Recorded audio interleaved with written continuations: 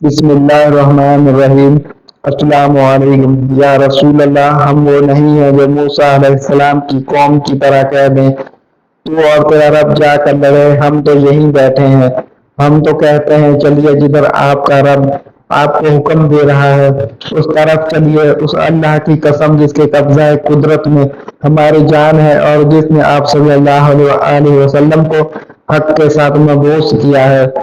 ہم آپ کے دائیں لڑیں گے اور بائیں لڑیں گے، آگے لڑیں گے اور پیچھے لڑیں گے، ورنہ جب تک ہم میں سے ایک آنکھ بھی گردش کرتی ہے آپ صلی اللہ علیہ وآلہ وسلم کا ساتھ نہ چھوڑیں گے۔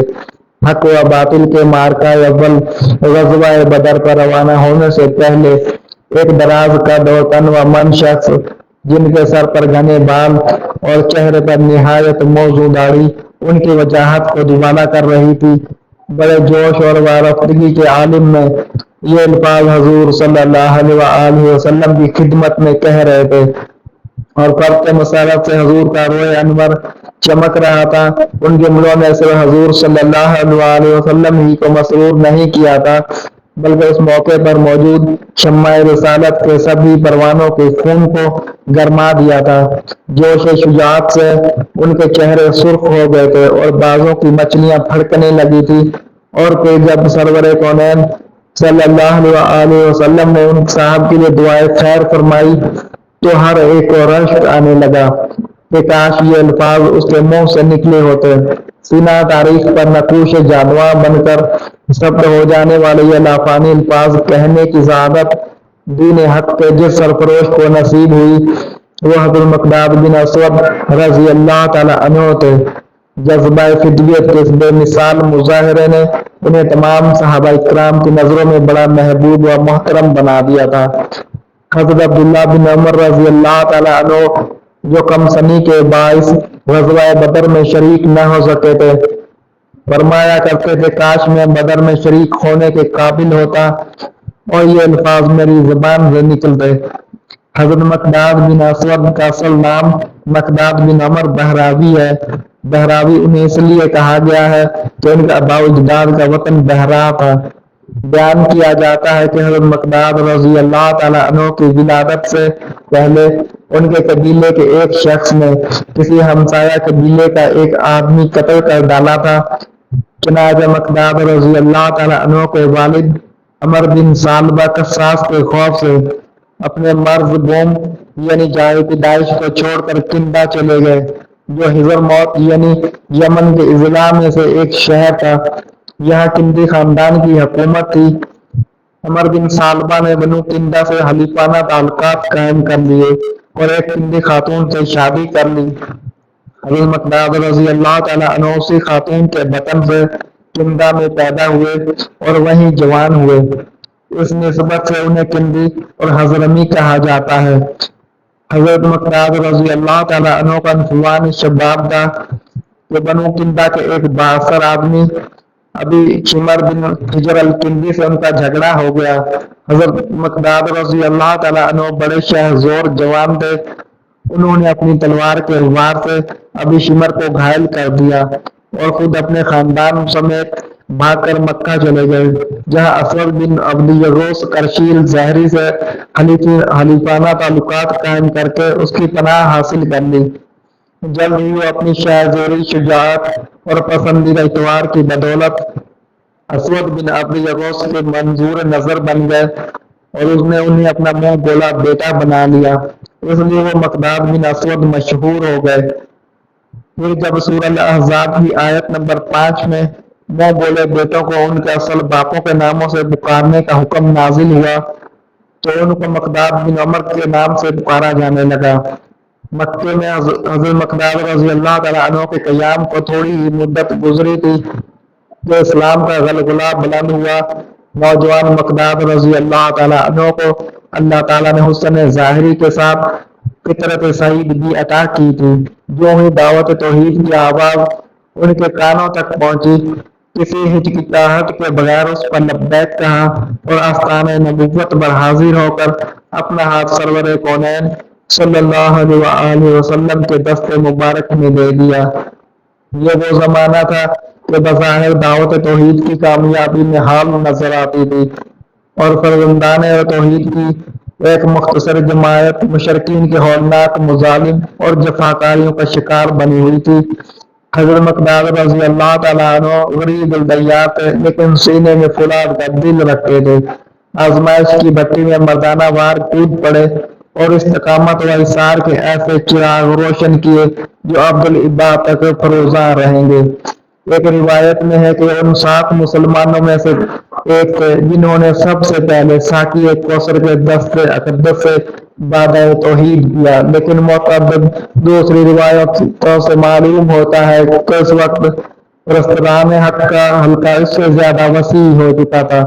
بہر صورت ان کے قدیم الاسلام ہونے میں کوئی شبہ نہیں۔ قبول اسلام کے بعد دوسرے سابقین اسلام کی طرح وہ بھی مشرکین کے پنجہ ظلم و جفا کا اسیر ہو گئے۔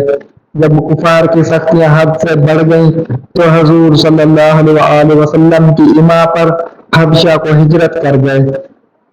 حبشہ میں ایک عرصہ تک غریب الوطنی کی زندگی گزارنے کے بعد مکہ واپس آئے۔ اس وقت مسلمانوں کو ہجرت مدینہ کی اجازت مل چکی تھی اور وہ مسلسل ترک وطن کر کے مدینہ جا رہے تھے۔ حضرت مقداد رضی اللہ تعالیٰ عنہ اور ان کے ایک ساتھی حضرت عتبہ بن غزوان رضی اللہ تعالیٰ عنہ کے راستے میں کچھ ایسی رکاوٹیں حائل ہو گئیں کہ وہ عرصہ تک مدینہ کا عزم نہ کر سکے۔ ابن اسیر رحمۃ اللہ علیہ کا بیان ہے کہ شوال 1 ہجری میں 200 آدمی پر مشتمل مشرکین مکہ کا ایک متجسس فوجی جتھا اکرمہ بن ابی جہل یا باروایت دیگر ابو سفیان کی قیادت میں مدینہ کی طرف روانہ ہوا۔ حضرت مقداد رضی اللہ تعالیٰ عنہ اور حضرت عتبہ بن غزوان رضی اللہ تعالیٰ عنہ بھی کسی ہیلے سے اس جتھے میں شامل ہو گئے۔ رسول اکرم صلی اللہ علیہ وسلم کو مشرکین کی نقل و حرکت کی اطلاع ملی تو آپ صلی اللہ علیہ وسلم نے حضرت عبیدہ بن الحارث رضی اللہ تعالیٰ عنہ کی سرکردگی میں 60 مجاہدین کی ایک جماعت مشرکین سے نبرد آزما ہونے کے لیے بھیجی۔ مشرکین مسلمانوں سے لڑے بھیڑے بغیر گشت لگا کر واپس چلے گئے۔ البتہ حضرت مقداد اور حضرت عتبہ رضی اللہ تعالیٰ عنہ موقع پا کر مسلمانوں سے جا ملے اور انہی کے ساتھ مدینہ منورہ پہنچ کر حضور کی خدمت میں حاضر ہو گئے۔ ہجرت کے ابتدائی ایام حضرت مقداد رضی اللہ تعالیٰ عنہ نے بڑی سرت سے گزارے۔ نبی رحمت صلی اللہ علیہ وسلم کو خبر ہوئی تو آپ نے حضرت مقداد رضی اللہ تعالیٰ عنہ اور ان جیسے 2 اور مخلوق الحال مہاجروں کی کفالت کا بار خود اٹھا لیا۔ صحیح مسلم میں حضرت مقداد رضی اللہ تعالیٰ عنہ کی زبانی منقول ہے کہ ایک دفعہ مجھ پر اور میرے 2 ساتھیوں پر بڑا سخت وقت آیا۔ ہم سخت عسرت میں مبتلا ہو گئے، یہاں تک کہ ایک وقت کی روٹی کے لیے بھی ترستے تھے۔ جب مسلسل فاقوں تک نوبت پہنچی تو ہم نے صحابہ سے درخواست کی کہ وہ ہمارے کفیل بن جائیں، لیکن کسی نے ہماری مستقل کفالت کی حامی نہ بھری کیونکہ اس وقت سب اپنے اپنے حال میں مبتلا تھے۔ بالآخر ہم رسول اللہ صلی اللہ علیہ وسلم کی خدمت اقدس میں حاضر ہوئے اور اپنی حالت بیان کی۔ حضور صلی اللہ علیہ وسلم ہم تینوں کو اپنے گھر لے گئے۔ اس وقت حضور صلی اللہ علیہ وسلم کے پاس صرف 3 یا 4 بکریاں تھیں۔ حضور صلی اللہ علیہ وسلم نے فرمایا کہ ان کا دودھ پیا کرو۔ چنانچہ ہم ان بکریوں کا دودھ دو کر پی لیتے اور رسول کریم صلی اللہ علیہ وسلم کا حصہ رکھ چھوڑتے۔ حضور صلی اللہ علیہ وسلم رات کو تشریف لاتے، پہلے ہمیں آہستگی سے سلام کرتے، اس طرح کہ جو سوتا ہو وہ جاگ نہ پڑے اور جو جاگتا ہو وہ سن لے۔ پھر آپ صلی اللہ علیہ وسلم مسجد میں جا کر نماز پڑھتے، نماز سے فارغ ہو کر پھر تشریف لاتے اور اپنے حصے کا دودھ نوش فرماتے۔ ایک دن میں اپنے حصے کا دودھ پی چکا تو شیطان نے میرے دل میں وسوسہ ڈالا کہ حضور صلی اللہ علیہ وسلم اپنا بہت سا وقت انصار کے ساتھ گزارتے ہیں، وہ آپ کی خدمت میں اشیاء خودنوش ہدیہ پیش کرتے ہوں گے، آپ ان کو تناول فرماتے ہوں گے اور آپ کو اس دودھ کی ضرورت نہیں ہوگی۔ چنانچہ یہی تصور کر کے میں سارا دودھ پی گیا اور حضور صلی اللہ علیہ وسلم کے لیے کچھ بھی باقی نہ رکھا، لیکن دودھ پینے کے بعد خیال آیا کہ ممکن ہے حضور صلی اللہ علیہ وسلم بھوکے ہوں اور جب اپنے حصے کا دودھ نہ پائے تو مجھے بد دعا دیں، اس طرح میرا دین اور دنیا دونوں برباد ہو جائیں گے۔ یہ خیال آتے ہی میرے رونگٹے کھڑے ہو گئے اور میں سخت بے چین ہو گیا، کسی پہلو قرار نہ آتا تھا۔ اتنے میں حضور صلی اللہ علیہ وسلم تشریف لائے، معمول کے مطابق نرم آواز میں سلام کیا، پھر نماز پڑھی، اس کے بعد دودھ کا برتن دیکھا تو وہ خالی تھا۔ حضور صلی اللہ علیہ وسلم نے آسمان کی طرف دیکھا، میں سمجھا کہ بس آپ میرے لیے بد دعا کریں گے اور میں برباد ہو جاؤں گا، لیکن یہ دیکھ کر میری حیرت کی کوئی انتہا نہ رہی کہ بد دعا کے بجائے نبی رحمت صلی اللہ علیہ وسلم نے یہ دعا فرمائی، الہی جس نے مجھے کھلایا اسے کھلا اور جس نے مجھے سیراب کیا اسے سیراب کر۔ اب میں چادر لپیٹ کر اس ارادے سے اٹھا کہ ان بکریوں میں سے جو سب سے زیادہ فربا ہو اس کو ذبح کروں اور اس کا گوشت بھون کر حضور صلی اللہ علیہ وسلم کی خدمت میں پیش کروں، لیکن تینوں بکریوں کو ٹٹولا تو معلوم ہوا کہ ان کے تھن دودھ سے بھرے ہوئے ہیں۔ اب میں نے ایک برتن کو ہاتھ میں لیا اور اللہ کا نام لے کر اس میں دودھ دونا شروع کیا۔ جب وہ بھر گیا، اس پر جھاگ نظر آنے لگی تو میں نے یہ دودھ رسول اکرم صلی اللہ علیہ وسلم کی خدمت میں پیش کیا۔ آپ صلی اللہ علیہ وسلم نے فرمایا، کیا تم اپنا حصہ پی چکے؟ عرض کیا، آپ پی لیجئے۔ حضور صلی اللہ علیہ وسلم نے کچھ دودھ پی کر مجھے عنایت فرمایا۔ میں نے عرض کی، یا رسول اللہ آپ پی لیجئے۔ حضور صلی اللہ علیہ وسلم نے دوبارہ دودھ پیا، لیکن برتن میں کچھ دودھ پھر بھی موجود رہا۔ آپ صلی اللہ علیہ وسلم نے یہ مجھے عنایت فرمایا۔ مجھے معلوم ہو گیا کہ آپ خوب سیر ہو چکے ہیں اور یہ آپ کی دعا کی برکت ہے کہ دودھ ختم نہیں ہوا، اور آپ صلی اللہ علیہ وسلم نے اپنی دعا کی برکت میں مجھے بھی شامل کر لیا ہے۔ میں فرق مسرت سے بے خود ہو گیا اور اس قدر ہنسا کہ زمین پر گر پڑا۔ حضور صلی اللہ علیہ وسلم نے پوچھا، مقداد یہ کیا ہے؟ میں نے واقعہ عرض کیا تو حضور صلی اللہ علیہ وسلم نے فرمایا، یہ اللہ تعالیٰ کی رحمت تھی، تم نے اپنے دونوں ساتھیوں کو کیوں نہ جگایا کہ وہ بھی اس دودھ سے سیراب ہوتے۔ رمضان 2 ہجری میں غزوہ بدر پیش آیا۔ لڑائی پر روانہ ہونے سے پہلے حضور صلی اللہ علیہ وسلم نے مدینہ منورہ میں صحابہ اکرام سے مشورہ کیا۔ اس موقع پر سب سے پہلے حضرت ابوبکر صدیق اور حضرت عمر فاروق رضی اللہ تعالیٰ عنہ نے ولولہ انگیز تقریریں کی۔ ان کے بعد حضرت مقداد رضی اللہ تعالیٰ عنہ نے وہ جان بزانہ اور مخلصانہ الفاظ کہے جو اوپر درج ہو چکے ہیں۔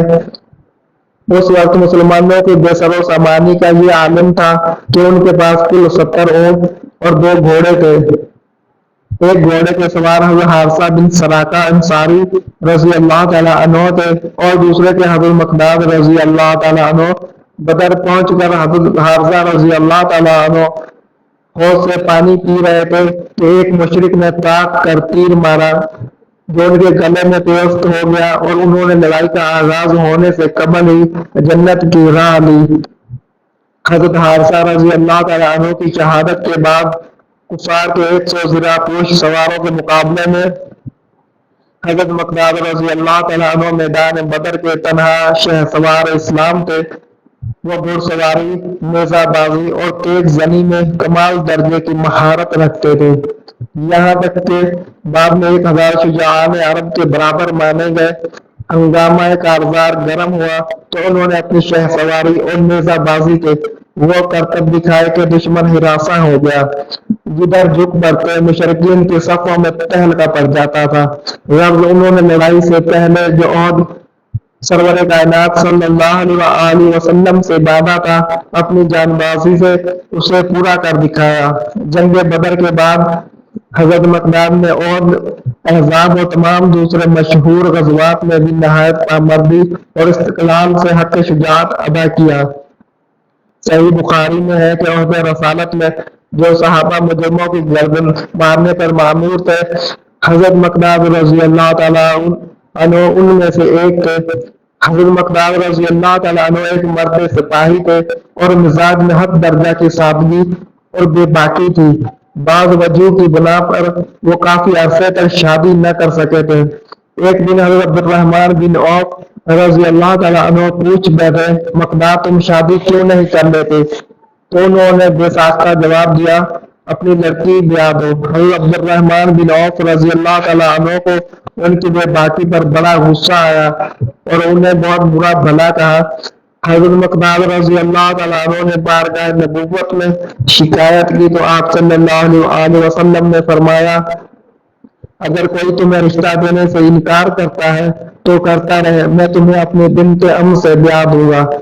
چنانچہ اس کے بعد حضور صلی اللہ علیہ وسلم نے حضرت زبا بنت زبیر بن عبد المطلب رضی اللہ تعالیٰ عنہ سے حضرت مقداد رضی اللہ تعالیٰ عنہ کا عقد کر دیا۔ اس طرح ان کو حضور صلی اللہ علیہ وسلم سے رشتہ داری کا شرف بھی حاصل ہو گیا۔ بارگاہ رسالت سے حضرت مقداد رضی اللہ تعالیٰ عنہ کو مدینہ منورہ کے محلہ بنی عدیلہ میں زمین عطا ہوئی تھی۔